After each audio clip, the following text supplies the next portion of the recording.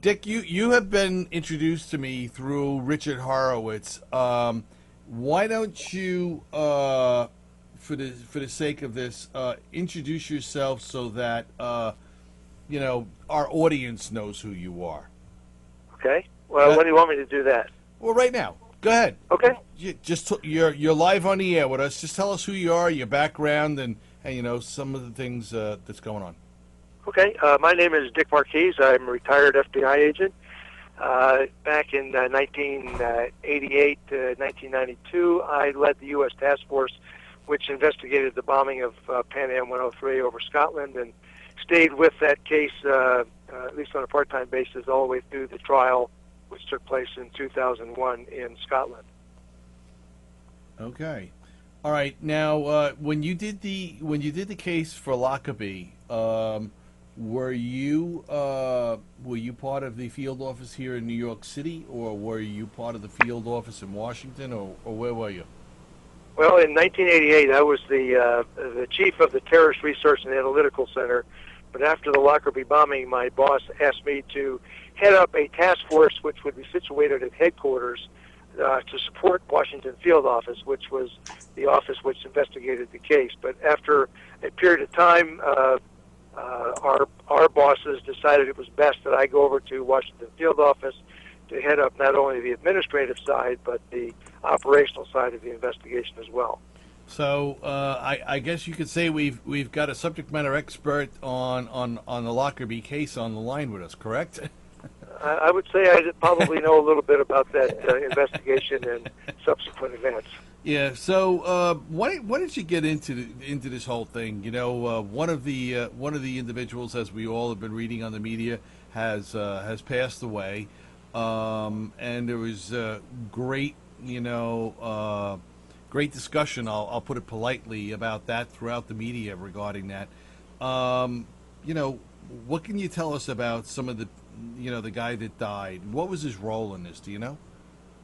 Well, in the early stages of the investigation, the intelligence trail led us to a Syrian-sponsored group, the Popular Front for Liberation of Palestine General Command, for a variety of reasons. But as the evidence was collected and analyzed in Scotland, they started to find things which led the investigators to the island of Malta, which led eventually to the identification of Abdel Baset al-Megrahi as the individual who purchased some of the clothing which was contained in the bomb suitcase. In addition to that, it was determined that he had a business relationship with a Swiss electronics firm.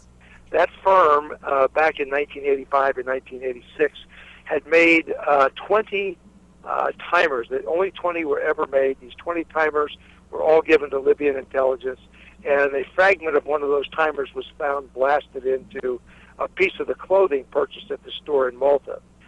Subsequent investigation led to things that occurred around the island of Malta between the 7th of December and the 21st of December, and led us to the indictments of Lamine Fima, who was acquitted at the trial, and the conviction of Abdel Baset al-Megrahi in 2001 in Zeist, the Netherlands. Wow. So it really does come down to those collecting the bags of evidence that are strewn all over the fields, people's private property, and everywhere else. Collecting all that evidence up, bringing it back into a hangar or somewhere where you can kind of sift through all of it and try and make some identifications, huh?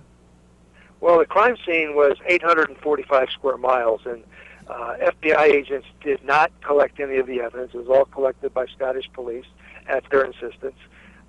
They collected the evidence. They did a meticulous job. They collected it for about 2 years.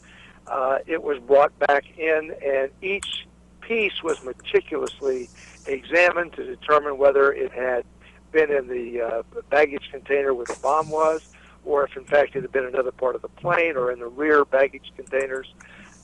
But eventually, after about 2 years, we really had a pretty good indication not only of where the bag was contained within the plane, but what was inside that bag, and eventually who put it there and who put it on the plane.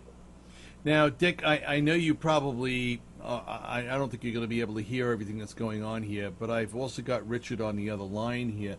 And Rich, I just wanted to give you an opportunity to comment in, and let me just see if I can get you on here. Yeah, there you go. I've got Richard. Actually, I can see him in the background right now. You know, Rich, Dick has been going over a lot of the evidence, and you know how the Scottish police have actually collected a lot of this, and then the FBI went through this quite meticulously. And you know, it's not to me, not surprising to me, but it may be surprised to some of our viewers how just a small piece of evidence can lead them back, you know, to actually the people who participated in this particular event. I don't know if you had any comment on that, Rich. Yeah, actually, it is rather remarkable that a little piece of a chip or World Trade Center 93 bombing. It was just a little piece of the car which had the VIN number that was the crucial evidence. I mean, they have hangars worth of full of evidence during Pan Am 103, and they were able to trace it back to a small little thing. So it's a testament to the professionalism of the FBI and the other investigators. But that's a good example of what investigations are like. Yeah, no, I think all three of us are probably aware of that, but it may be new for some of the InfraGard members that are not familiar with law enforcement, you know, cases and how they develop and things like that. Can I ask you, Rich, and you, Dick, to just hold on for a second? And Sure. we're gonna hold on for a second segment and bring you back. Okay. All right, great. Just stand by, guys.